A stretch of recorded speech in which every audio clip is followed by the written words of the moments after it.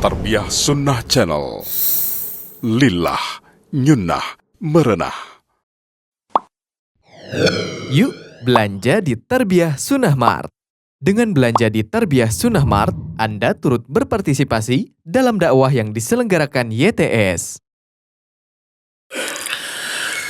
Bismillahirrahmanirrahim. Assalamualaikum warahmatullahi wabarakatuh. Alhamdulillah. Wassalatu wassalamu ala Rasulillah Muhammad ibn Abdillah wa ala alihi wa ashabihi wa mawalah wa man tabi'ahum bi ihsanin ila yaumil qiyamah. Wa ba'd. Hadirin jamaah Masjid Jannatul Firdaus Galaksi Bekasi Jawa Barat yang Allah muliakan. Alhamdulillah kita kembali berjumpa setelah kurang lebih 2 tahun ya. 2 tahun ada uzur. Uzurnya kemacetan yang parah. Sekarang kemacetan tetap parah. Sehingga saya agak sedikit terlambat, cuma terlambat 40 menit dari waktu yang dijadwalkan. Dulu kita membahas hari kiamat dan sudah pernah membahas tentang neraka dan sampai kepada pembahasan surga. Di antara poin-poin yang sudah diterangkan tentang surga adalah tentang orang-orang yang pertama kali masuk surga di kalangan kaum muslimin, karakter mereka, termasuk juga person yang pertama kali masuk surga dan orang-orang yang masuk surga tanpa hisab, bahwa orang-orang fakir akan lebih dahulu masuk surga daripada orang-orang yang kaya. Dengan jarak waktu di satu hadis disebut 40 tahun, di hadis lain disebutkan bahwa perbedaan jarak mereka itu 500 tahun. Dan 2 hadis tadi sahih, tapi saling melengkapi dan tidak saling bertolak belakang. Oleh para ulama dikompromikan kedua hadis tadi bahwa jarak waktu antara orang fakir yang pertama kali masuk surga dengan orang kaya yang terakhir masuk surga jaraknya 500 tahun. Tapi orang fakir atau orang miskin yang terakhir masuk surga dibanding orang kaya yang pertama kali masuk surga, jarak waktunya 40 tahun. Salah satu penyebabnya adalah karena hisab. Orang fakir, orang miskin hanya dihisab amal-amal, tapi tidak ada harta yang dihisab kecuali hanya sedikit sesuai dengan sedikitnya harta yang mereka miliki. Adapun orang-orang kaya, kekayaannya menyebabkan hisab untuk mereka memakan waktu. Semakin kaya, semakin lama. Ya, kita juga sudah membahas tentang keabadian surga. Nah, sekarang kita masuki penjelasan tentang sifatul jannah. Sifat surga. Makna sifat adalah penjelasan atau deskripsi tentang keadaan surga. Surga itu kenikmatan yang tiada bandingnya. Dibanding dengan seluruh kenikmatan dan keindahan yang ada di dunia. Termasuk juga kebahagiaan, kesenangan, kegembiraan yang dialami oleh ahli surga tak pernah terasakan oleh manusia sebahagia apapun di dunia ini. Kenapa? Karena surga itu keindahan yang tidak pernah terdengar oleh telinga, tak pernah terlihat oleh mata, dan tak pernah terhayalkan oleh alam pikiran manusia. Seindah apapun hayalan kita tentang surga, kenyataan surga yang sebenarnya jauh lebih indah daripada hayalan kita. Seindah apapun kalimat yang kita rangkai untuk menerangkan keindahan surga, kenyataan indahnya surga yang sebenarnya jauh lebih indah daripada rangkaian kata-kata kita. Demikianlah indahnya surga. Coba perhatikan hadis-hadis berikut yang menggambarkan kondisi surga. Hadis yang diterangkan oleh Rasul alaihi salatu wassalam, para sahabat bertanya kepada Nabi alaihi salatu wassalam tentang surga. Kata beliau, lubnatun min dhahab wa lubnah min fiddah wa malatuhal misk al-adfar wa husaba'uhu al-lu'lu wal yaqut wa turbatuha az-za'faran.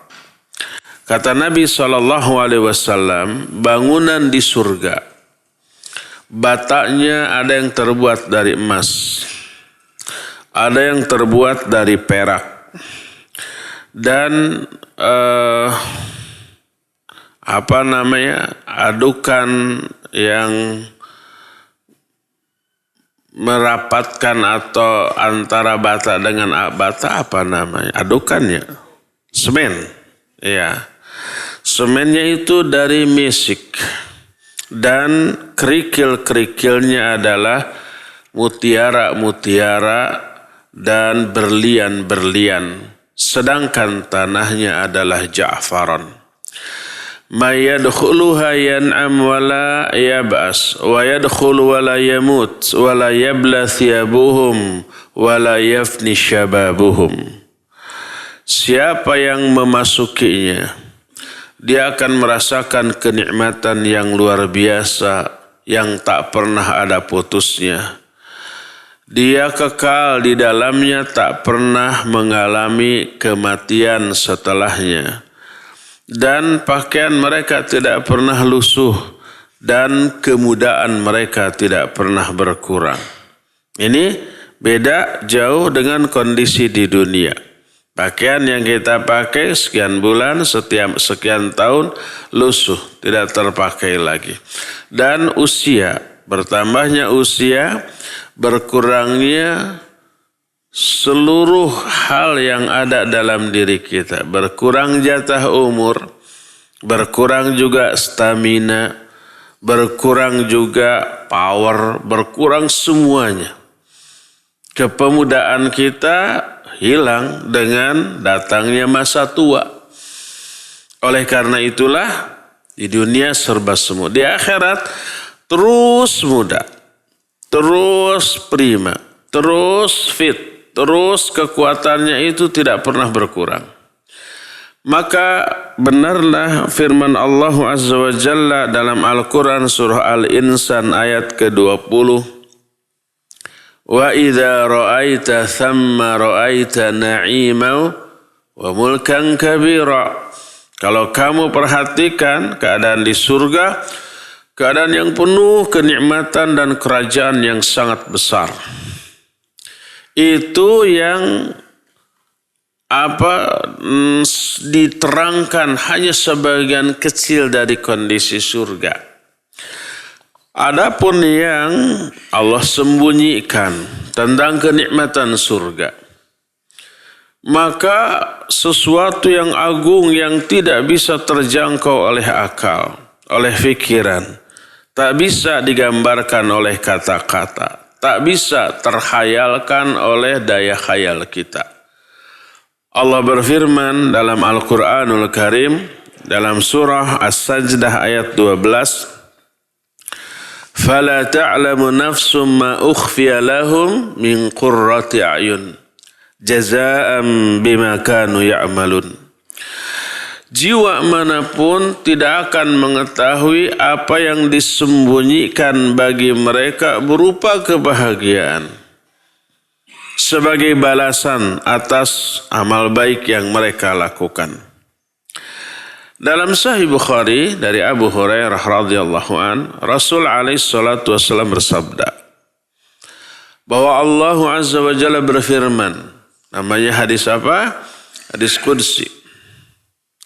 Kata Nabi alaihi salatu wassalam, Allah berfirman, "A'dadtu li'ibadiyas sholihin ma la aynun ra'at wa la udhunun sami'at wa la khatara ala qalbi bashar faqra'u in syi'tum fala ta'lamu nafsum ma ukhfiya lahum min qurrati a'yun."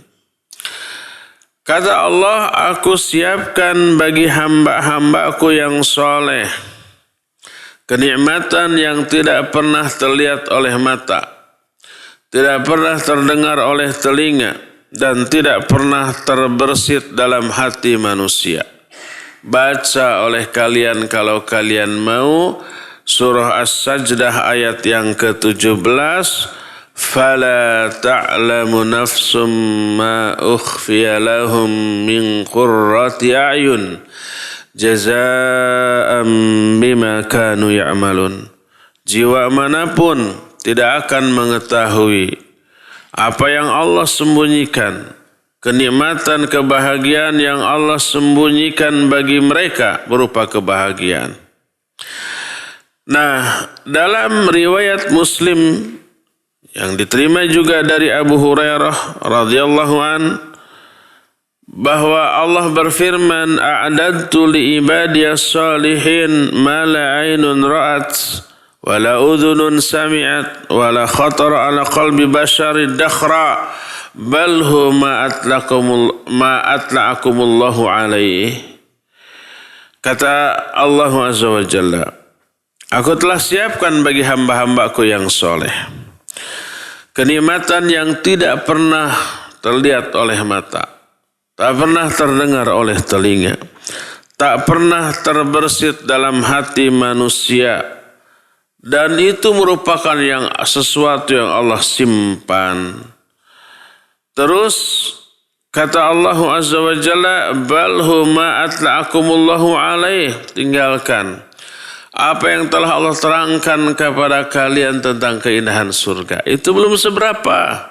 Yang Allah sembunyikan jauh lebih dahsyat lagi daripada apa yang Allah beritahukan. Suatu saat Sahal bin Sa'ad As-Sa'idi radhiyallahu an dalam hadis sahih riwayat Imam Muslim berkata, "Syahidtu Rasulillahi sallallahu alaihi wasallam majlisan wa safa fil jannah hatta intaha. Thumma qala alaihi salatu wassalam fi akhir hadithih fiha ma la aynun ra'at wa la udhunun sami'at wa la khatara ala qalbi bashar. Thumma qara hadhihi al-ayah tatajafa junubuhum anil madaji'i yad'una rabbahum khawfan wa tama'a wa mimma razaqnahum yunfiqun fala ta'lamu nafsum ma ukhfiya lahum min qurrati a'yun jazaa'an bima kanu ya'malun." Kata Sahal bin Sa'ad As-Sa'idi, suatu saat aku menyaksikan Rasul sallallahu alaihi wasallam berbicara tentang surga di sebuah majelis sampai selesai.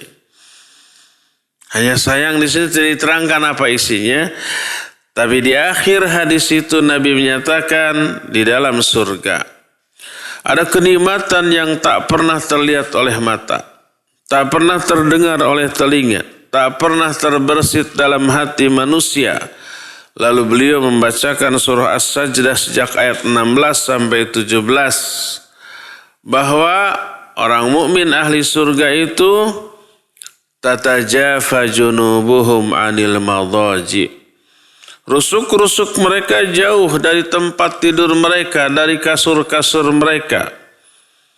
Bukan tidur di sofa, Tapi artinya yad'una rabbahum khaufa wa tama. Mereka beribadah, menyeru kepada Allah dengan penuh rasa harap tapi juga penuh rasa cemas. Berharap memperoleh apapun yang Allah janjikan dan cemas khawatir ibadah yang mereka lakukan ditolak, tidak diterima. Ada harapan, ada rasa cemas, dan mereka menginfakkan dari sebagian harta yang kami rizkikan kepada mereka. Maka jiwa manapun tak mengetahui kebahagiaan apa, kenikmatan apa yang Allah sembunyikan untuk mereka karena balasan dari apa-apa yang telah mereka lakukan.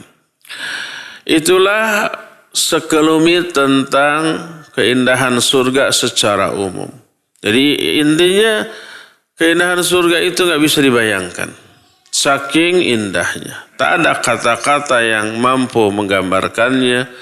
Tak ada daya khayal kita yang mampu membayangkannya. Sehebat apapun bayangan kita tentang keindahan surga, kenyataan indahnya surga jauh lebih indah. Ya. Kita sekarang terangkan lebih rinci beberapa keadaan di surga. Pertama, surga itu punya pintu. Pintu tentu saja tempat masuk. Dan jumlah pintu surga ada berapa? 8. Kalau pintu surga ada 8, terus orang masuknya berdesakan dong. Dijawab iya, sebagaimana nanti dijelaskan dalam hadis. Tapi tidak sampai memadaratkan. Allah berfirman tentang adanya pintu-pintu di surga. Di antaranya surah Shad ayat 50. Allah berfirman, Jannati adanin mufattahatan lahumul abwab. Itulah surga Adan yang pintu-pintunya dibuka untuk mereka, untuk para ahli surga Adan. Ini menunjukkan di surga ada pintu. Dalam Ar-Ra'd ayat 23 Allah berfirman, wal malaikatu yadkhuluna alaihim min kulli bab. Salamun alaikum bima sabartum fa ni'ma uqbaddar. Dan para malaikat masuk menemui mereka dari semua pintu. Menemui para ahli surga. Masuk dari semua pintu. Sambil mengatakan, keselamatan atas kalian karena kesabaran kalian. Selama di dunia sabar. Menghadapi semuanya. Fa ni'ma uqbaddar, dan itulah sebaik-baik tempat menetap.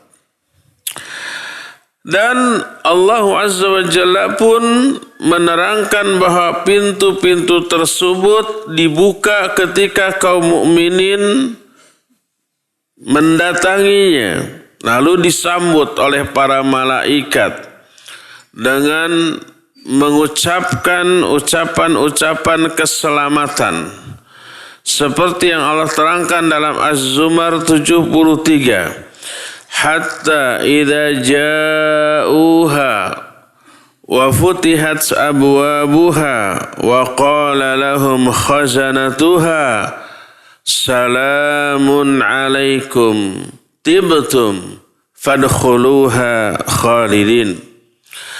Sehingga apabila orang-orang mukmin itu sampai ke depan pintu surga, dibukakanlah pintu surga itu untuk mereka. Berkatalah para malaikat penjaga surga, keselamatan atas kalian. Tibtum. Dulu kalian orang-orang baik. Dulu kalian mengamalkan amalan-amalan baik. Fadkhuluha. Silakan kalian memasukinya. Khalidin, dalam keadaan abadi. Ya. Jadi itu ayat dan banyak lagi ayat yang lainnya menjelaskan bahwa di surga ada pintunya. Untuk memasukinya harus melalui pintu tersebut. Jumlah pintu di dalam surga ada 8. Di dalam ayat tidak diterangkan jumlah ini. Tapi dalam hadis disebut. Sebagaimana hadis yang diriwayatkan oleh Imam Bukhari dan Imam Muslim dari Sahal bin Sa'ad. Berkata Rasul alaihi salatu wassalam, Fil jannati 8 abwab, babun minha yusamma rayyan. La yadkhuluha illa as-sa'imun, fa idza dakhalu ughliqa falam yadkhul ghairuhum. Di dalam surga ada 8 pintu. Di antara pintu itu ada pintu yang disebut dengan sebutan Rayyan. Tidak akan ada yang bisa memasuki pintu itu kecuali orang-orang yang saum. Yang rajin saum masuknya melalui pintu Rayyan. Kalau semua ahli saum sudah memasukinya, pintu itu ditutup dan tak ada yang bisa memasukinya selain mereka. Itu yang pertama. Jadi 8 pintu surga itu apa saja? Pertama, Rayyan. Untuk siapa? Orang-orang yang saum. Ada lagi pintu sholat. Tapi pintu untuk orang yang memperbanyak sholat ini tidak disebut namanya. Kalau pintu untuk yang saum, Rayyan. Untuk yang sholat, tidak disebut. Ada lagi pintu untuk ahli sedekah. Ada lagi pintu untuk para mujahidin fi sabilillah. Sebagaimana dalam hadis yang diriwayatkan dari Abu Hurairah radhiyallahu anhu yang muttafaqun alaih. Muttafaqun alaih itu diriwayatkan oleh siapa? Oleh Bukhari dan Muslim. Sanadnya muttafaqun alaih. Maknanya Imam Bukhari meriwayatkan hadis itu dengan sanad yang sama dengan sanad yang diriwayatkan oleh Imam Muslim. Karena Imam Bukhari dengan Imam Muslim ya sezaman ya juga guru dengan murid. Imam Muslim muridnya Imam Bukhari. Kalau umpamanya sanadnya tidak sama, Imam Bukhari meriwayatkan melalui ABCDF, Imam Muslim melalui GHIJKL, beda sanadnya. Tapi dua-duanya sahih, maka itu diriwayatkan oleh Imam Bukhari dan Imam Muslim. Tapi tidak muttafaqun alaih. Walaupun sahih dua-duanya. Tapi muttafaqun alaih lebih kuat daripada Bukhari dan Muslim.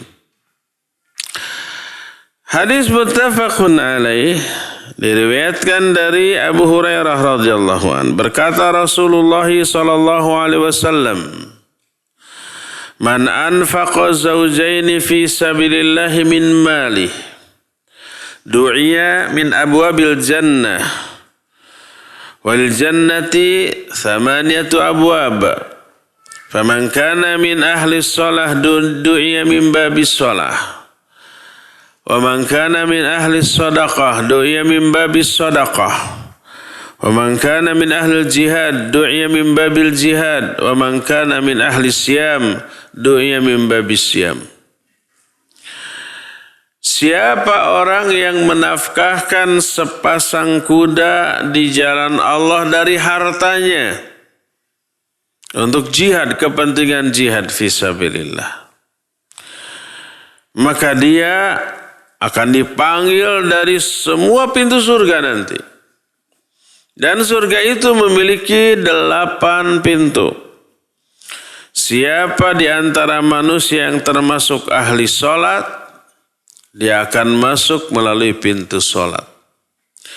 Siapa yang termasuk ahli sedekah, dia akan dipanggil dari pintu sedekah. Siapa yang ahli jihad, dia dipanggil dari pintu jihad. Dan siapa yang ahli saum, dia akan dipanggil dari pintu saum. Kalau pintu saum ada namanya apa tadi? Rayyan.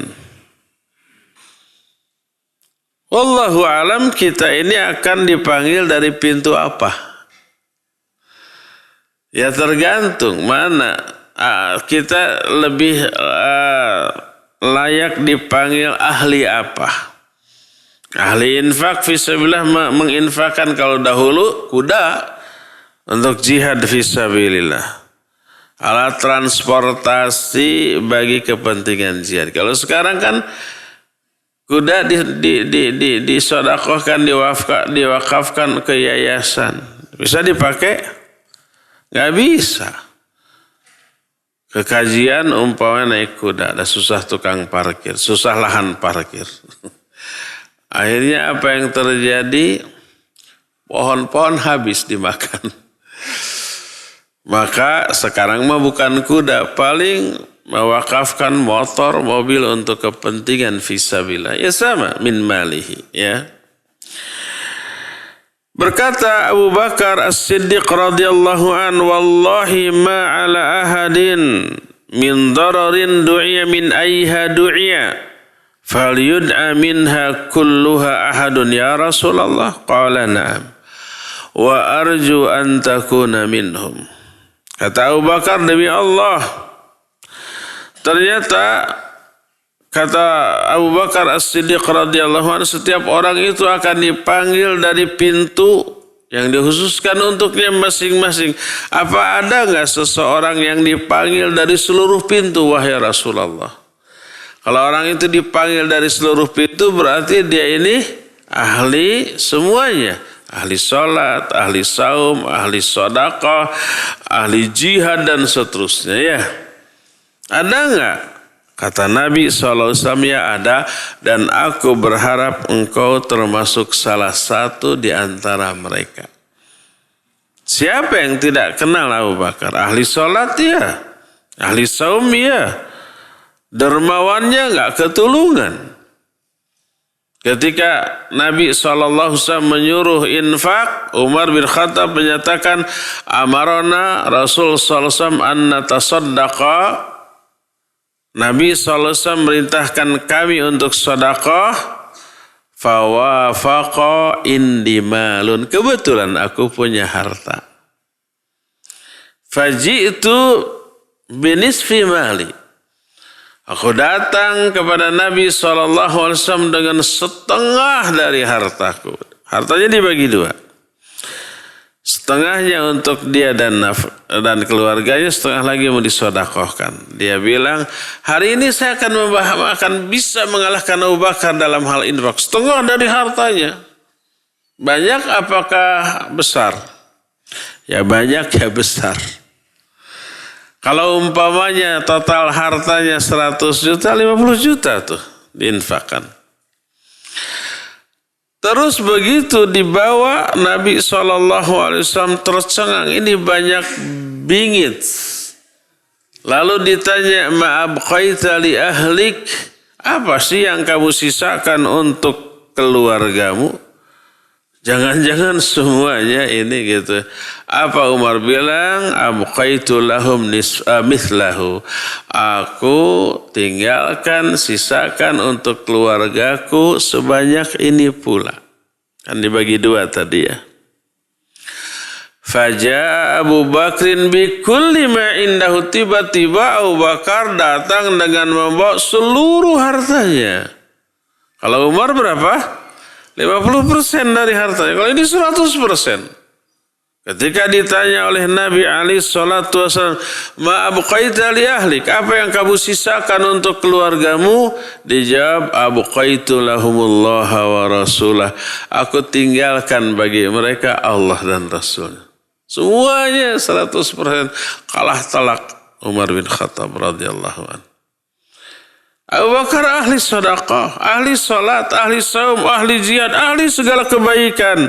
Makanya kata Nabi SAW, engkau termasuk salah satu orang yang dipanggil dari semua pintu. Berdasarkan hal itulah maka pertanyaan Abu Bakar As-Siddiq radhiyallahu an menunjukkan bahwa ada orang yang melakukan seluruh jenis kebaikan, ya salat, ya saum, ya sedekah, ya jihad, nanti yang lain ada amar ma'ruf nahi munkar dan seterusnya, sehingga orang itu dipanggil dari semua pintu surga yang ada dan dia boleh masuk melalui pintu surga mana saja yang dia kehendaki. Terserah dia milih. Mau bolak-balik juga boleh. Diterangkan dalam hadis yang sahih diriwayatkan oleh Imam Muslim dalam sahihnya, juga Imam Ahmad dalam kitab musnadnya. Juga para ahlus sunan, Sunan Abu Daud, An-Nasai, At-Tirmidzi dan Ibnu Majah. Dari Amirul Mukminin Umar bin Khattab radhiyallahu an, berkata Rasulullah sallallahu alaihi wa alihi wasallam, "Man tawaddaa." Ini amalan ini enteng, secara fisik enteng. Hanya berat secara psikis saja. Semua orang mampu melakukannya tanpa harus mengeluarkan biaya besar, tanpa membutuhkan pulsa dan kuota, tidak harus ada jaringan internet,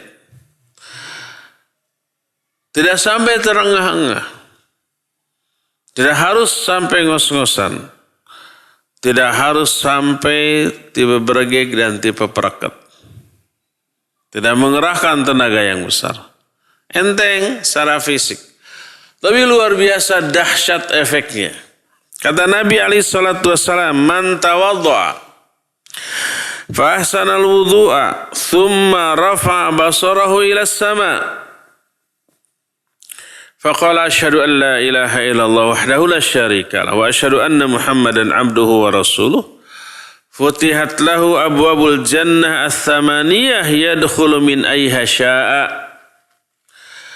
Siapa orang yang membaguskan wudunya, lalu dia angkat kepalanya ke langit, lalu berkata asyhadu an la ilaha illallah wahdahu la syarika lahu wa asyhadu anna Muhammadan abduhu wa rasuluh, akan dibukakan 8 pintu surga baginya dan dia boleh masuk melalui pintu surga mana saja yang dia kehendaki. Hadis ini hampir semua ulama ahlu hadis meriwayatkan. Imam Bukhari, Imam Muslim, Ashabus Sunan, Imam Ahmad dan yang lain-lain. Hadis ini sahih. Apa maknanya? Apakah setelah kita berwudu lalu berdoa dengan doa yang tadi dibukakan 8 pintu surga itu kita bisa melihat itu surga ngabulungbung pintunya? Tidak. Atau hawa surganya berhembus ke kita? Tidak. Apa maknanya? Berkata Syekh Al-Bassam rahimahullah kitab Tawdihul Ahkam Syarah Bulughul Maram, ketika menerangkan hadis ini, maknanya adalah ini salah satu penjelasan, salah satu pengundang turunnya hidayah adalah ini. Wudu, membaguskan wudu lalu berdoa dengan doa yang disyariatkan. Maknanya orang itu akan diberikan hidayah oleh Allah.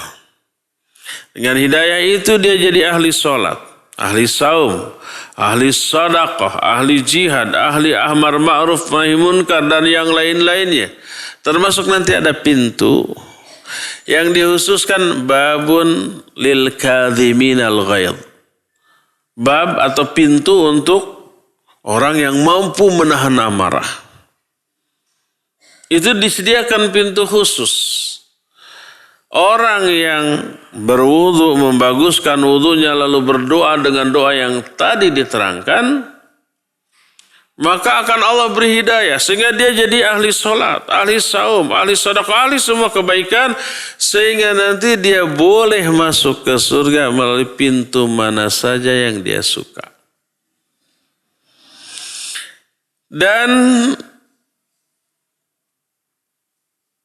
dalam hadis yang muttafaqun alaih diterima dari Abu Hurairah radhiyallahu an, dalam salah satu hadis qudsi Allah berfirman, "Ya Muhammad, adkhil man la hisab alaihi min ummatik min babil aiman wa hum syuraka'un nas fil abwabil ukhar.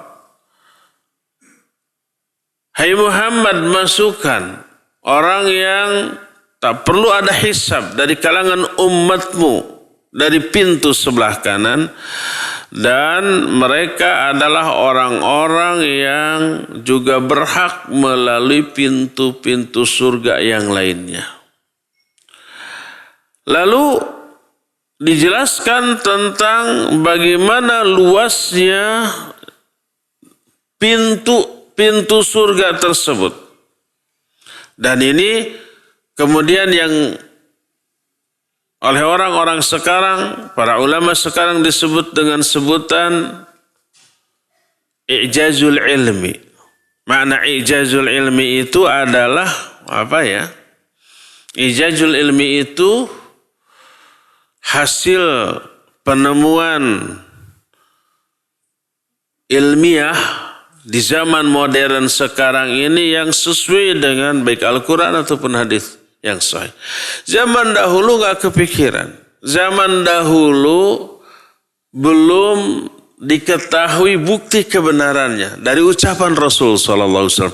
Karena terbatasnya teknologi, sains, dan terbatasnya kemampuan manusia untuk mengetahui kebenarannya. Tapi sekarang dengan adanya teknologi, ucapan Nabi SAW yang dahulu nggak terfahami benar terbukti. Banyak seperti umpamanya kalau umpamanya masuk lalat ke minuman salah seorang di antara kamu, celupkan lalu buang lalatnya, minum air. Karena di satu sayapnya ada penyakit, di sayap lainnya ada obatnya, ada penawarnya. Dari mana Nabi SAW tahu itu? Apakah dulu sudah ada mikroskop? Belum. Umpamanya Nabi SAW ada kesap preparat, ambil lalat, ambil apanya? Sayapnya ditoong begitu. Oh, apa begitu? Enggak. Belum ada teknologi seperti itu. Dari mana beliau tahu? Ngarang? Enggak mungkin. Wahyu. Dan di zaman kemudian benar terbukti. Di satu sayap ada penyakit, di sayap yang lainnya ada obatnya, ada penawarnya. Netral lagi. Itu al-i'jazul ilmi. Nah, termasuk tentang pintu surga ini, Nabi SAW bersabda, "Walladzi nafsu Muhammadin biyadihi inna bainal masra'aini min masari'il jannah aw ma baina adadatail bab kama baina Makkah wa Hajar aw kama baina Makkah wa Basra wa Busra."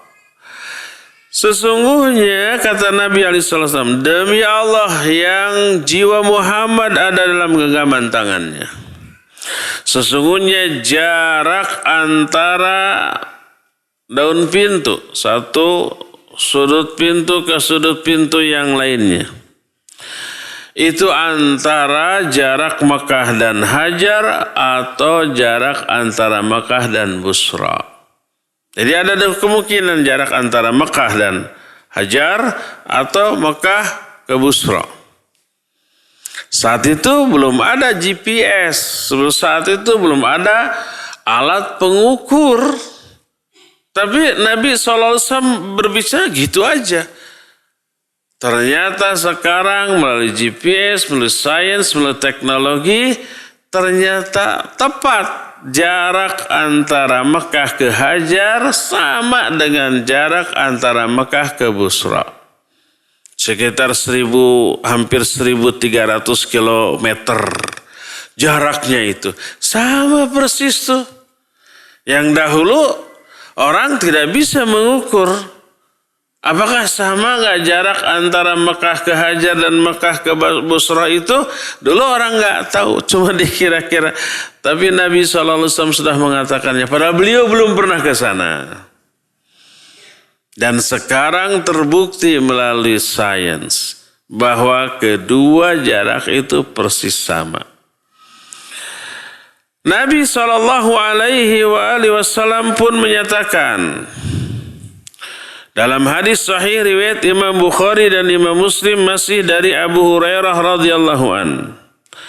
Idza dakhala syahru Ramadan futihat abwabus sama wa fi riwayat futihat abwabul jannah wa ghuliqat abwabun nar. Bila masuk Ramadan maka dibuka seluruh pintu-pintu surga dan ditutup seluruh pintu-pintu neraka.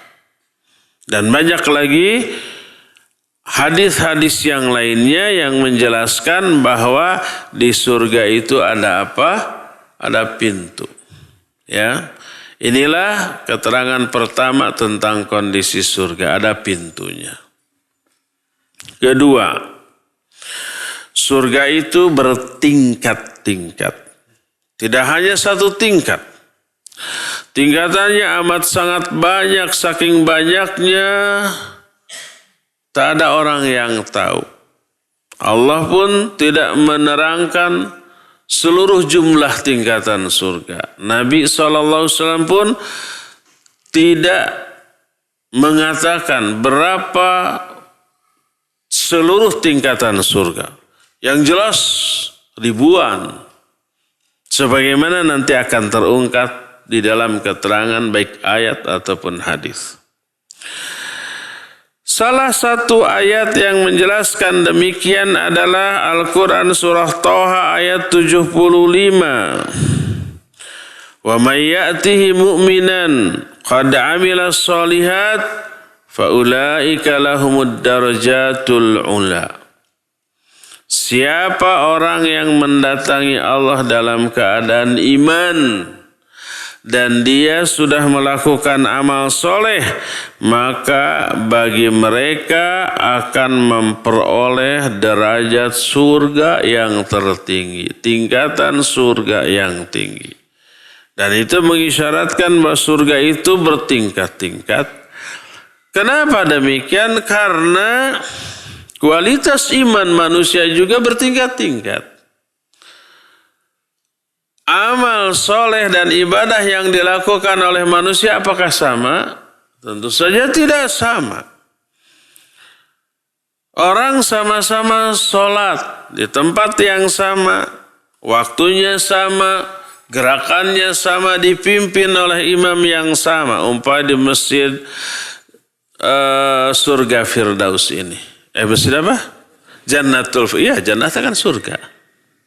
Di surga, di Jannatul Firdaus, diimami oleh orang sholat. Apa kualitas keikhlasan, kehusuan dan mutabahnya sama? Setiap orang beda. Berdampingan, yang satu mah khusyuk, yang satu mah ngelamun. Kualitas sholat mereka seperti langit dan bumi perbedaannya, ya. Atau khusyuk tapi kadar kehusuannya beda. Ini mah cuma 10%, ini 80%. Apakah pahalanya sama? Beda. Kalau pahalanya beda, apakah nanti tingkatan di surganya juga sama? Tentu saja beda. Kalau disamakan, tidak adil. Yang kayak begitu balasannya ini, yang begini juga sama itu. Nggak adil itu. Oleh karena itulah, tingkatan kualitas amal ibadah manusia bisa ribuan perbedaan, ya enggak? Oleh karena itulah maka surganya pun ada ribuan tingkat. Di antara ulama yang menjelaskan masalah ini adalah Syekhul Islam Ibn Taimiyah rahimahullahu ta'ala, yang beliau jelaskan dalam kitab Majmul Fatawanya. Beliau berkata, wal jannatu darajat mutafadalat tafadulan azima wa awliyaullahil mu'minun al-muttaqun fi tilka darajat bihasbi imanihim wa taqwahum. Surga itu bertingkat-tingkat keutamaannya. Para wali Allah yang mukmin dan takwa berada di tingkat-tingkat yang berbeda sesuai dengan tingkat iman, takwa dan amal yang dilakukannya. Berfirman Allah Azza wa Jalla dalam Al-Quran surah Al-Isra ayat 18 sampai 21. Man kana yuridul ajilata ajjalna lahu fiha ma nasha'u liman nurid thumma ja'alna lahu jahannam yaslaha madhmuman madhura. Wa man arada al-akhirata wa sa'a laha sa'yaha wa huwa mu'min fa ulaika kana sa'yuhum mashkura. Kullan numiddu haula wa haula min ata'i rabbika wa ma kana ata'u rabbika mahdhura. Unzur kaifa faddalna ba'dahum ala ba'd. Walal akhiratu akbaru darajat wa akbaru tafdila. Siapa orang yang menginginkan balasan yang segera, artinya balasannya di dunia, kami akan segerakan bagi dia di dunia manasya liman nurid, sesuai dengan apa yang kami kehendaki bagi orang-orang yang kami kehendaki. Jadi orang yang mengejar dunia akan Allah kasih. Tapi oleh Allah dikasihnya itu tidak sesuai dengan kemauan orang tersebut. Tapi Allah menyatakan manasya liman nurid, sesuai dengan kehendak kami untuk orang-orang yang kami kehendaki. Maka tidak semua orang yang berusaha mencari dunia selalu dapat sesuai dengan harapan dia. Enggak kan? Banyak yang orang ingin kaya, miskin terus. Banyak yang orang umpamanya ingin meraih cita-cita begini, cuma kesampaian setengahnya. Walaupun ada yang sesuai dengan cita-cita, bahkan melebihi apa yang dicita-citakan. Siapa yang ngatur? Semuanya mengatur Allah. Siapa orang yang menginginkan balasan yang segera di dunia? Kami segerakan di dunia sebagaimana yang kami kehendaki bagi orang-orang yang kami inginkan. Kemudian kami jadikan bagi dia jahannam, dia akan memasuki dalam keadaan terhina. Jadi jangankan orang yang mengejar dunia murni untuk dunia dengan cara-cara yang mubah, apalagi haram. Allah akan beri itu orang dan di akhirat gak dapat apa-apa. Nah sekarang ada yang sedikit lebih baik, sedikit loh, tapi tetap buruk. Orang mengejar dunia dengan amalan akhirat. Dia beramal amal soleh tapi tujuannya dunia. Ada yang kayak begitu? Banyak. Dakwah itu amalan akhirat. Amal soleh, tapi tujuannya dunia. Ingin populer, ingin beken, ingin kondang, ingin dapat duit, ingin segala macam. Ada nggak yang dakwahnya ditujukan untuk itu? Banyak. Yang seperti itu banyak. Atau orang rajin ibadah dengan cita-cita dunia. Rajin tahajud agar hutangnya cepat lunas. Rajin sholat malam agar dia cepat-cepat keluar dari zona kejombloannya. Biar cepat dapat jodoh. Dia rajin saum Senin Kamis agar dagangannya laris. Dia rajin ibadah ini, ibadah itu, mengamalkan ayat ini, ayat itu agar karirnya cepat naik, pangkatnya cepat meningkat. Ada yang begitu? Banyak yang seperti itu. Amalan akhirat dengan niat dunia. Setelah apa yang didapatnya itu tercapai, berhentilah dia beramal. Kenapa kamu dulu rajin tahajud, sekarang mah kau berhenti? Sudah tercapai ya tuh. Dulu saya rajin tahajud agar cepat dapat jodoh, sekarang sudah dapat tuh. Ngapain tahajud lagi? Nanti kalau saya ada keinginan lagi, baru tahajud lagi. Nah, ada yang begitu. Jadi kadang Allah kasih itu orang, tapi nggak dapat bagian apa-apa di akhirat nanti. Itu untuk orang yang beramal untuk dunia. Wa man aradal akhirah wa sa'alaha sa'ya. Siapa orang yang menginginkan akhirat dan dia berusaha untuk itu, wa huwa mu'min, dan dia iman. Kalau iman berarti otomatis seluruh unsur keimanan itu ada dalam amalnya, ikhlasnya, khusyuknya, mutabaahnya dan seterusnya. Faulaika kana sa'yuhum mashkura, mereka adalah orang-orang yang usahanya itu pasti akan dibalas oleh Allah. Salah satu sifat Allah adalah Allah itu syakur. Apa syakur? Maha memberi balasan atas perbuatan baik. Sekecil apa kebaikan itu pun, sekecil apapun kebaikan itu, sekecil debu sekalipun, wa may ya'mal misqala dzarratin khairan yarah. Sekecil debu akan Allah berikan balasannya. Dia akan melihat balasannya. Apalagi yang lebih gede daripada itu. Allah itu Maha Syakur. Nah, maka disebutkan kana sa'yuhum mashkura. Usaha mereka itu akan diberikan balasan oleh Allah. Dan Allah kalau membalas gak pernah setimpal dengan perbuatan.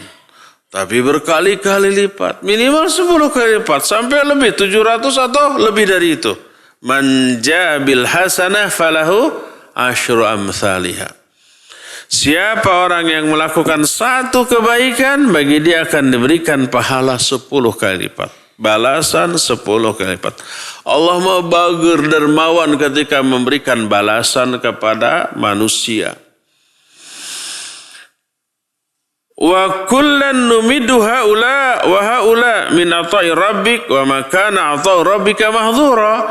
Masing-masing dari dua golongan tadi, baik yang beramal untuk dunia ataupun beramal untuk akhirat, kami berikan pemberian dari Rabb, dari Allah Subhanahu wa taala. Kami berikan, ini diberi, itu diberi sesuai dengan keinginannya.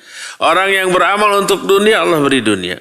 Orang yang beramal untuk akhirat, Allah berikan akhirat dan Allah berikan dunia.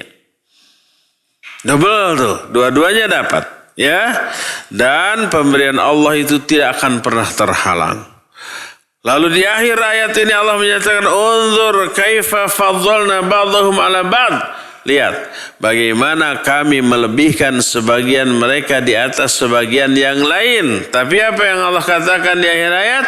Walal akhiratu akbaru darajat wa akbaru tafdila. Tapi di akhirat ada tingkatan yang jauh lebih dasar, lebih besar dan lebih utama. Kejar tingkat keutamaan di akhirat. Kalau di dunia kita ingin setinggi mungkin mencapai cita-cita, kalau di militer kita ingin jenderal bintang 4 gitu, di polisi juga begitu, kalau di perusahaan ingin menjadi dirut gitu, itu kan posisi puncak ya. Kalau di departemen ingin menjadi paling tinggi departemen, menteri ya, ingin menteri paling puncak tuh, itu untuk dunia. Untuk akhirat seadanya, ya. Bahkan gak kepikiran akhirat bagaimana nanti aja. Gak di planning. Kepikiran pun gak diingat pun, ya akhirat bagaimana nanti, yang penting sekarang ini nih. Kan begitu rata-rata orang. Ini yang keliru. Maksudnya yang di planning itu harusnya kehidupan di akhirat, karena itulah yang abadi, yang selama-lamanya dan bukan sementara. Jadi di dalam ayat itu Allah menjelaskan bahwa Allah memberi orang-orang yang beramal untuk dunia di dunia, dan Allah berikan orang yang beramal untuk akhirat diberikan dunia dan akhirat. Lalu Allah lebih mengiming-iming walal akhiratu akbaru darajat wa akbaru tafdila. Di akhirat tuh yang harus dikejar. Ketinggian derajat di akhirat itu jauh lebih utama untuk dikejar daripada ketinggian derajat di dunia ini juga. Dalam hadis yang sahih diriwayatkan oleh Imam Muslim dari Abu Hurairah radhiyallahu anhu, berkata Rasulullah sallallahu alaihi wasallam, ini menjelaskan tentang bertingkat-tingkatnya kadar iman dan kadar amal manusia di dunia. Otomatis balasannya juga tidak boleh keluar dari zona keadilan Allah, sifat adilnya Allah. Sesuailah dengan tingkat mereka masing-masing. Kalau tingkat iman, tingkat amal berbeda, balasannya pasti berbeda. Dan perbedaan tingkat iman dan amal bisa ribuan perbedaan, ya enggak?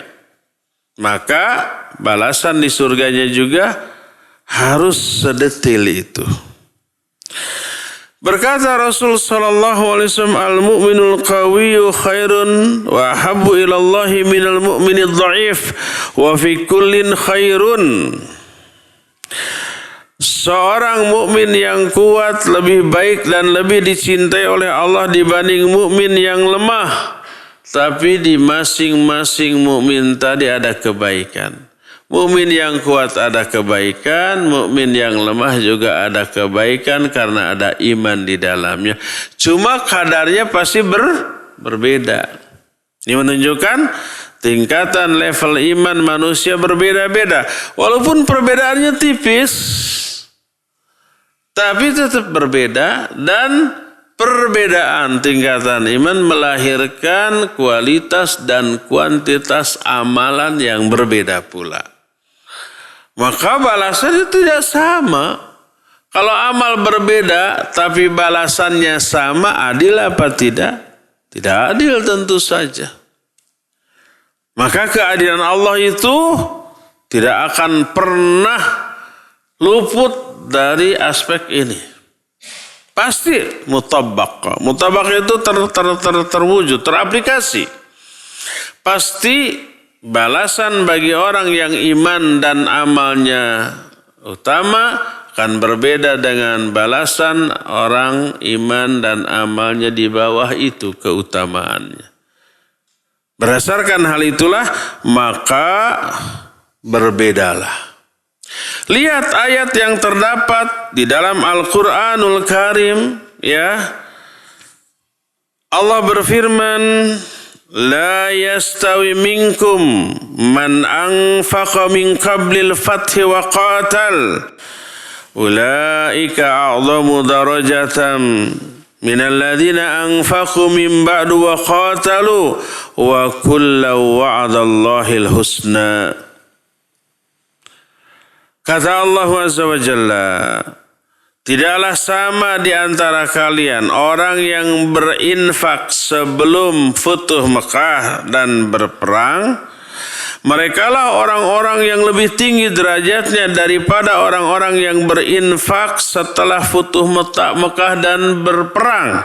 Wa kullu wa'adallahil husna, masing-masing dua golongan itu Allah sediakan balasan kebaikan. Sama-sama infak dan perang, tapi kondisi berbeda. Antara sebelum ditaklukkannya Mekah dengan setelah ditaklukkannya Mekah. Kondisi kaum muslimin sebelum futuh Mekah berat. Ada musuh yang nyata di Mekah. Orang-orang kafir Quraisy yang sering kali mengadakan serangan. Terjadinya perang Badar, terjadinya perang Uhud, terjadinya perang Khandaq atau perang Ahzab. Itu dengan orang-orang kafir Quraisy kan ya. Oleh karena dan kondisi kaum muslimin masih lemah. Kondisi kaum kafir sangat kuat. Maka orang yang infak, jihad dalam kondisi lemah. Kekuatan ekonominya rendah. Jumlah orangnya sedikit. Harus berperang. Pengorbanannya lebih tinggi. Ulaika a'zamu darajah. Mereka lebih tinggi derajatnya minal ladzina anfaqu min ba'du wa qatalu, dibanding orang yang berperang dan berinfak setelah hijrah, setelah futuh Mekah. Kalau setelah futuh Mekah ditaklukkan dan mayoritas orang kafir Quraisy di Mekah masuk Islam. Sehingga jumlahnya berlipat, ya. Dan beban psikis jauh berkurang karena musuh nyata di Mekah kafir Quraisy sudah tunduk, sudah takluk, sudah menjadi kawan, menjadi sahabat, menjadi saudara, menjadi ikhwan, menjadi orang yang akan saling membantu dengan mereka. Jadi beban psikisnya apa? Lebih ringan, lebih enteng. Bahkan memberi support yang banyak. Sekarang pasukan kita banyak. Belasan ribu pasukan kaum muslimin setelah ditaklukkannya kota Mekah. Terus otomatis dari aspek kemampuan ekonomi finansialnya meningkat. Maka pengorbanan baik berupa infak dan perang setelah Futuh Mekah lebih kecil dibanding sebelum Futuh Mekah. Maka nilainya berbeda. Allah menyatakan la yastawi minkum man anfaqa min qablil fathi wa qatal ulaika a'zamu darajatan minal ladzina anfaqu min ba'du wa qatalu wa kullu wa'adallahu al-husna. Tidaklah sama di antara kalian orang yang menginfakkan hartanya sebelum Futuh Mekah dan berperang. Mereka lah lebih tinggi derajatnya dibanding orang yang berinfak setelah Futuh Mekah dan berperang. Tapi masing-masing Allah siapkan balasan. Tentu saja balasannya berbeda antara yang satu dengan yang kedua. Nah, ini semuanya menunjukkan perbedaan kualitas iman dan kualitas amal serta kuantitasnya, otomatis nanti balasannya berbeda. Otomatis surga yang Allah siapkan bagi mereka juga berbeda-beda tingkatannya. Dan perbedaan mereka mencapai ribuan tingkat. Oleh karena itulah maka di surganya pun ada banyak ribuan tingkat ya. Sebanyak apa sebenarnya tingkatan di surga, insya Allah kita akan jelaskan bulan depan. Sekarang mah sudah habis, sudah lewat 10 menit dari waktu yang kita tetapkan. Kita tidak bisa berlama-lama. Bongana tadi antum datangnya telat 40 menit. Jadi kitanya juga telat ya. Kita sisakan waktu untuk bertanya jawab. Wassallallahu ala nabiyina Muhammadin wa ala alihi wa ashabihi wasallam. Silakan. Iya, pertanyaan yang bagus. Barakallahu fiik. Boleh nggak kita memfokuskan satu jenis ibadah? Minimal yang penting asal masuk surga aja lah ya. Tingkatan manapun nggak peduli. Serendah-rendah tingkatan di surga pasti lebih enak, lebih nikmat dibanding senikmat-nikmat di dunia. Makanya kita fokuskan satu aja, umpamanya sesuai dengan yang paling kita inginkan, umpamanya kita banyak uang, sedekah aja. Terus sedekah. Yang lainnya diabaikan. Boleh apa tidak? Kalau yang dimaksud yang lainnya diabaikan itu tidak dikerjakan, tidak boleh. Karena yang lainnya kewajiban. Karena kita kaya raya, kita terus infak, sedekah, bangun masjid, bangun pesantren, nyumbang ke yayasan-yayasan dakwah. Setiap ada pesantren yang dibangun, berapa? 10 miliar, bikin 20 miliar nih dari saya umpamanya. Tapi sholat tidak. Saum tidak, jihad tidak, amar ma'ruf nahi munkar tidak. Yang begitu mah akan ke surga. Karena apa? Karena dosa meninggalkan sholat, meninggalkan saum Ramadan tak bisa tertutupi oleh apapun, termasuk oleh infak dan sedekah sebanyak apapun. Oleh karena itulah yang dimaksud dengan bahwa seseorang akan dipanggil sesuai dengan spesifikasi amalnya, maksudnya amal yang paling menonjol pada dirinya tanpa mengabaikan kewajiban yang lainnya. Umpamanya dia sholat sebatas batas minimal sholat yang diterima, tidak berlebih-lebihan. Saumnya juga begitu. Tapi untuk infak dan sedekah luar biasa dia. Lebih menonjol dari aspek itu. Tapi dia tidak ada aspek dosa dalam hal sholat karena sholatnya terpenuhi. Saum juga Ramadan begitu. Haji juga sudah dia laksanakan. Tapi tidak begitu menonjol. Yang lebih menonjolnya adalah sedekah. Maka dia akan dipanggil dari pintu surga untuk orang yang bersedekah. Ada lagi yang tidak seperti itu, dia sholat khusyuk.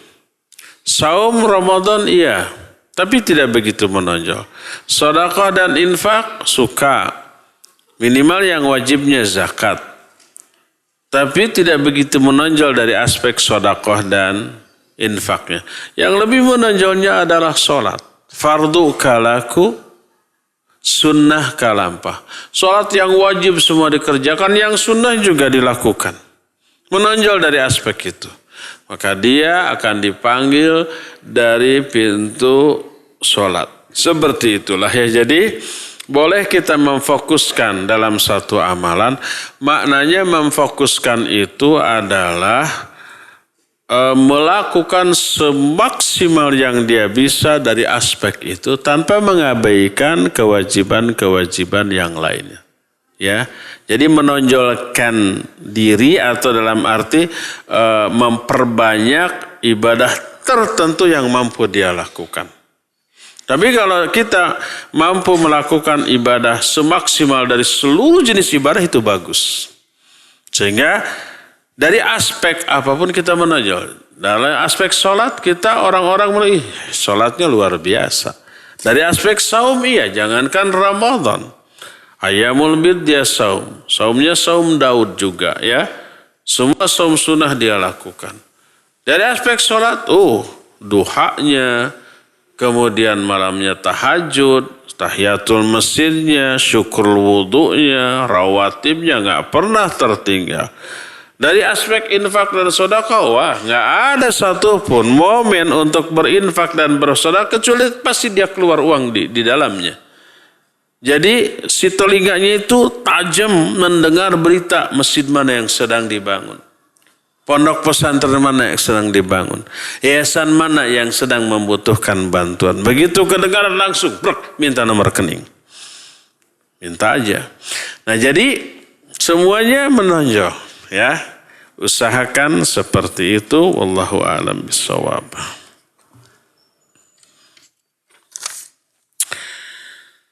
Dalam kondisi kesehatan dan usia yang berbeda dalam berhaji, apakah ini juga membedakan tingkatan pahala? Mengingat usia bapak yang sudah sepuh, keadaan fisik yang kurang sehat, tapi harus menjalankan rukun haji dengan sempurna. Taib. La yukallifullahu nafsan illa wus'aha. Ya. Allah itu tidak pernah membebani seseorang dengan kewajiban kecuali sesuai dengan kemampuannya. Jadi kalau ketika haji, karena kemampuan yang terbatas, dia tidak bisa melakukan, tapi selalu ada solusi dari syariat. Umpamanya tawaf. Tidak bisa, kecuali harus didorong ya dorong. Apalagi sekarang ada skuter. Jadi enak kayak main bom-bom kar gitu. Kalau umpamanya tawaf dalam musim haji itu seputaran karena apa namanya? Karena padatnya, seputaran bisa 15 menit sampai 20 menit. Kali 7 bayangkan. Tapi kalau pakai skuter paling 20 menit total beres. Batur mah orang lain mah seputaran 20 menit itu 7 putaran sudah 20 menit. Sudah selesai 7 putaran. Sampai ada pernah jamaah saya yang berkata, Ustaz sudah selesai 7 putaran tapi masih ingin boleh nggak 3 putaran lagi tapi tidak dengan niat tawaf. Ini main-main aja. Ada yang begitu tuh. Sampai seperti itu ya. Ada kursi roda, ada ojek roda untuk tawaf dan saya bahkan sekarang ada skuter. Ya, bayarnya cuma 100 real untuk tawaf untuk 2 orang. Kalau dengan sa'inya 200 real untuk 2 orang. Murah. Tidak capek, tidak lelah, malah senang ingin lagi. Selalu ada solusi. Kalau umpamanya waktu jumroh, karena panas, karena jauh, karena berdesak-desakan, tidak mampu, bisa diwakilkan. Selalu ada solusi. Ya. Jadi minimalnya sah ibadah hajinya, sempurna pahalanya, dan kadar pahala yang diberikan sesuai dengan kadar penderitaan yang dialami. Karena kondisi sudah sepuh, sudah ngedrop, sudah kurang fit, dengan cuaca yang panas saja dia sudah mengalami penderitaan, maka penderitaan yang dialami lebih besar daripada penderitaan yang dialami oleh orang yang sehat, maka pahalanya juga beda. Dosa yang gugur juga beda. Sama-sama kepanasan. Sama-sama merasakan kegerahan. Tapi kadar penderitaannya berbeda antara yang fit dengan yang tidak fit. Antara yang muda dengan yang sepuh. Kalau yang muda mah panas segini, ini mah biasa gitu ya. Nggak begitu menderita. Tapi bagi orang yang kurang fit, wah panas begini itu luar biasa. Menguras energi, stamina sampai lemes. Nah, penderitaannya lebih besar, maka pahalanya lebih besar.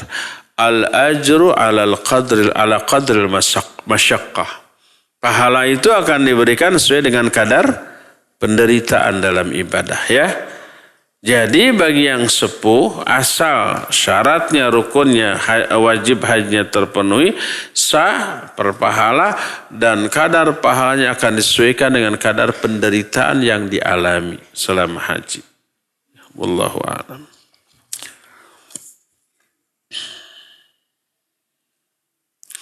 Bolehkah kita berdoa kepada Allah meminta surga, padahal banyak dosa yang telah dilakukan selama di dunia? Mohon penjelasan doanya. Boleh. Walaupun untuk kita banyak surga, ya Allah masukkan saya ke dalam surga. Maka prosesnya, mekanismenya akan Allah atur. Walaupun dia banyak dosa. Kok bisa banyak dosa minta ke surga dikabul? Bisa. Dengan cara diberi hidayah dulu oleh Allah untuk tobat. Diberi hidayah dulu oleh Allah untuk banyak istighfar, banyak melakukan kebaikan, banyak melakukan infak dan sedekah yang bisa menghapus dosa-dosa itu. Diberi hidayah untuk beribadah secara hebat. Akhirnya layak dia masuk ke dalam surga. Jangan malu minta surga kepada Allah. Sekalipun kita banyak dosa, ya Allah masukkan saya ke dalam surga. Allahumma ajirna minan nar. Allah lindungi saya dari neraka. Masukkan saya ke dalam surga. Terus. Padahal saya banyak dosa. Allahumma ajirna minan nar. Allahumma rzuqna husnul khatimah. Waj'alna birahmatika min ahlil jannah. Gitu. Padahal banyak dosa. Tidak umpah, ya Allah ampuni saya. Ya Allah hapuslah dosa-dosa saya. Tidak begitu. Tapi jauhkan saya dari api neraka. Lindungi saya dari api neraka. Masukkan saya ke dalam surga. Dengan rahmat-Mu. Padahal kita banyak dosa. Mungkin dikabul? Mungkin. Bagaimana caranya? Allah nanti akan mengatur mekanismenya. Diberilah hidayah untuk bertobat. Diberilah hidayah untuk melakukan amalan penghapus dosa. Diberilah hidayah untuk melakukan amal-amal soleh dan yang sejenisnya. Ya, jangan malu untuk minta dijauhkan dari api neraka kepada Allah dan minta dimasukkan ke dalam surga oleh Allah. Selebihnya nanti Allah yang mengatur. Salah satunya nanti Allah berikan hidayah untuk bertobat. Mana yang lebih utama? Mematuhi suami yang belum memberi izin untuk berniqab atau tetap menjalankan keinginan mengenakan niqab? Wallahu a'lam bishawab. Niqab ini adalah amal fardiyah, amal individu. Sama dengan sholat, sama dengan saum, sama dengan menjauhi perkara yang dilarang. Nah, kalau si akhwat ini berkeyakinan setelah menelaah secara objektif, berkeyakinan berniqab wajib.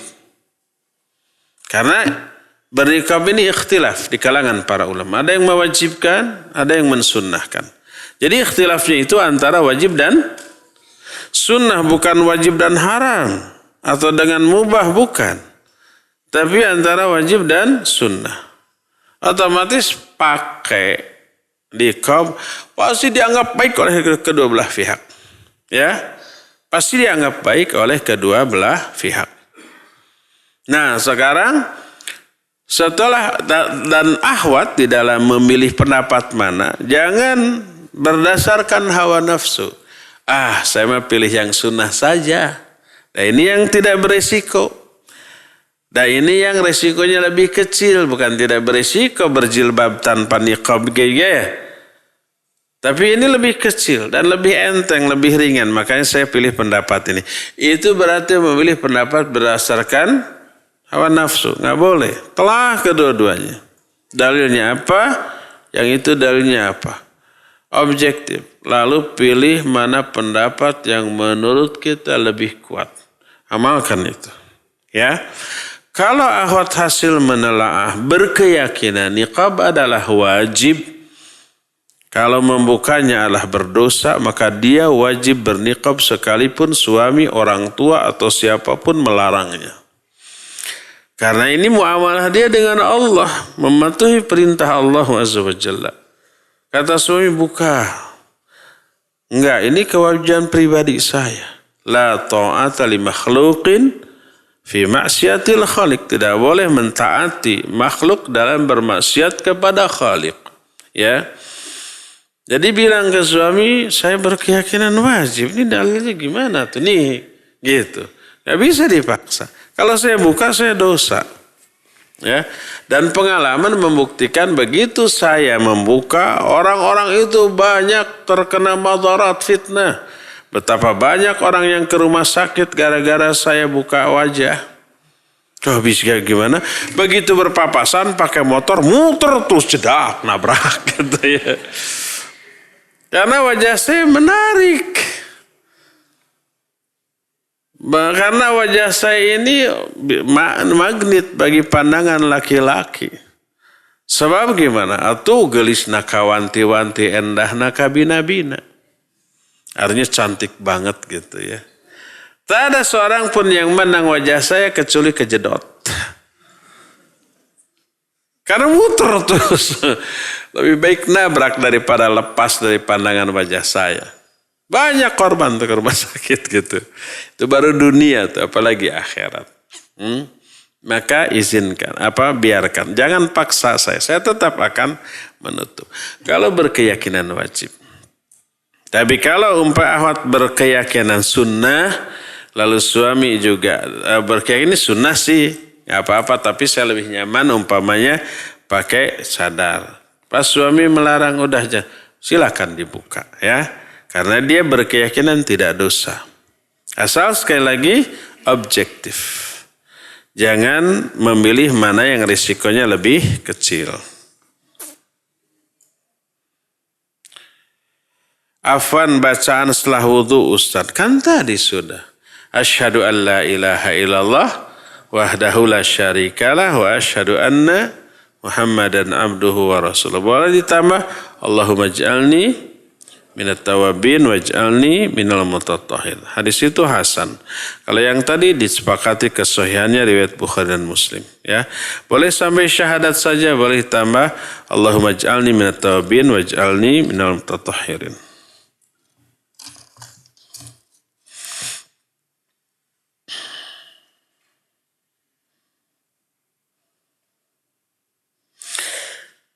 Afan Pak Ustaz, manakah tingkatan yang lebih tinggi? Hanya berdakwah atau berdakwah dengan amar ma'ruf nahi munkar dengan ghirah untuk membela agama? Ini tidak bisa dipisahkan. Dakwah mencakup amar ma'ruf nahi munkar dan amar ma'ruf nahi munkar bagian dari dakwah. Bagian yang tidak bisa dipisahkan dari dakwah. Karena itu dua-duanya wajib didasari oleh ilmu. Dakwah dan amar ma'ruf yang tidak didasari oleh ilmu nanti keliru, salah. Dia akan beramar ma'ruf dengan cara yang tidak ma'ruf. Akan bernahi mungkar dengan cara yang lebih mungkar. Ada kaidah beramar ma'ruf nahi munkar. Tidak sembrono, tidak membabi buta, ya. Ada berapa contoh?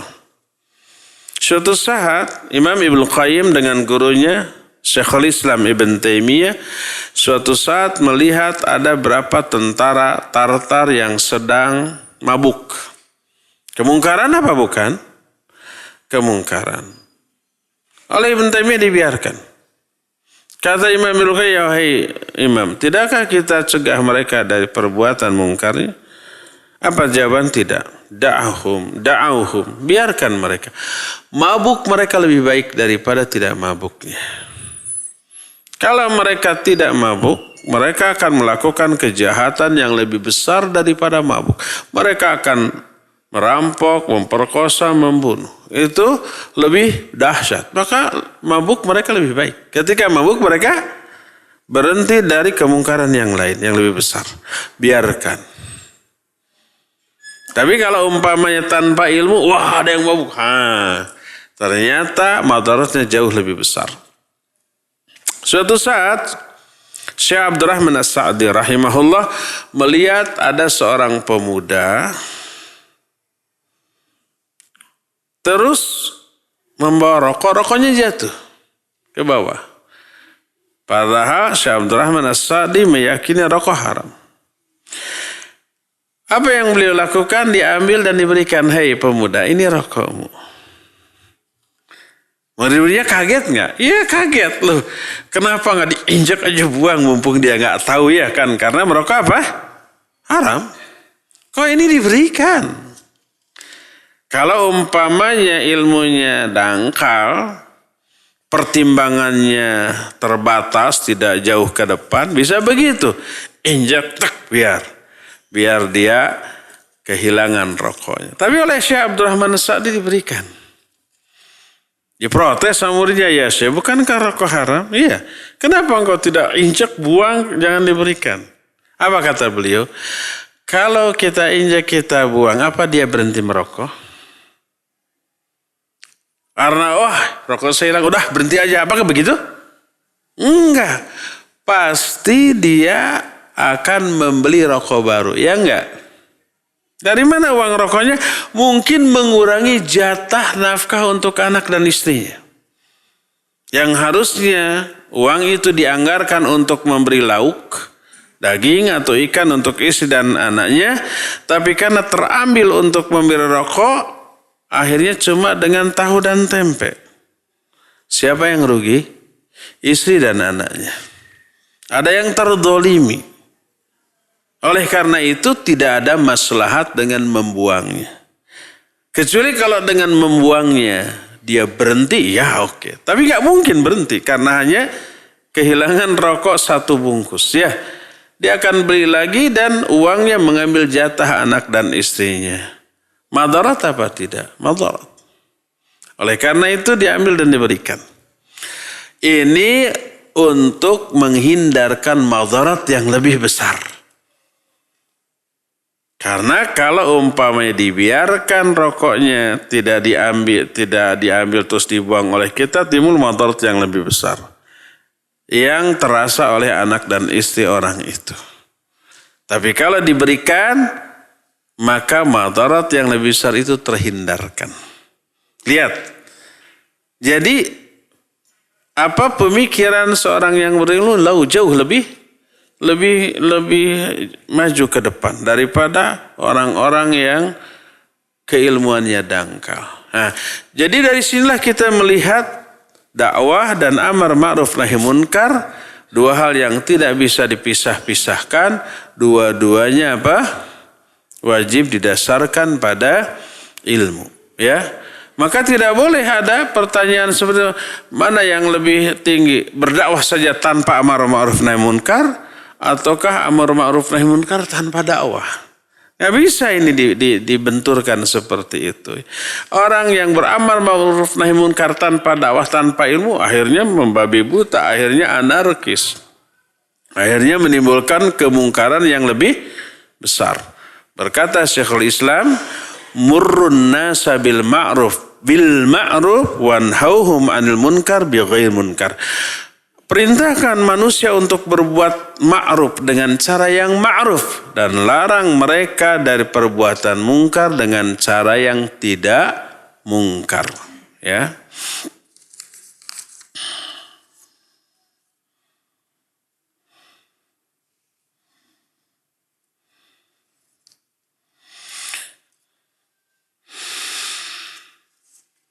Terakhir,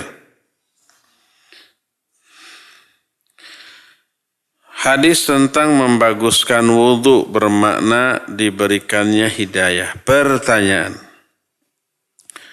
apakah berpengaruh dengan tata cara wudhu, di mana terdapat hadis yang menjelaskan 3 kali, 2 kali atau sekali, dan digabungkan jumlah basuhannya. Haruskah 3 kali usap bila ingin membaguskan wudhu? Iya, makna membaguskan wudhu adalah pertama, melakukan wudhu sesuai dengan sunnah Nabi SAW. Tidak masalah 3 kali, 2 kali atau sekali, karena 3-3-nya dicontohkan oleh Nabi SAW. Asal seluruh anggota wudhunya terbasuh oleh air. Jangan sampai 1 kali tapi ada 1 titik yang terlewat, itu keliru, itu salah. Nanti terkena api neraka, ya. Jadi sesuai dengan sunnah Nabi SAW. Mau sekali boleh, mau 2 kali boleh, mau 3 kali boleh, karena 3-3-nya sesuai dengan sunnah Nabi SAW. Tapi kalau digabungkan atau dicampur aduk, dimix, nggak boleh. Yang ini 1 kali, yang itu 2 kali, yang lain 3 kali, sesuai selera, enggak. Ya, kalau 1 kali semua 1 kali, kalau 2 kali semua 2 kali, kalau 3 kali semua 3 kali, kecuali dalam perkara anggota wudhu yang diusap hanya sekali. Apa yang diusap? Baik itu kepala dan telinga, atau khuf, atau sepatu, atau kaos kaki ketika diusap. Itu hanya sekali, tidak 3 kali. Itu yang sesuai dengan sunnah Nabi SAW. Ya, cukup ya, waktunya sudah lewat dari yang semestinya. Insya Allah kita akan berjumpa kembali sebulan yang akan datang, dan mohon diwanti-wanti bulan depan jangan telat lagi. Ya. Subhanakallahumma bihamdik, asyhadu an la ilaha illa anta, astaghfiruka wa atubu ilaik. Walhamdulillahirabbil alamin. Wassalamualaikum warahmatullahi wabarakatuh.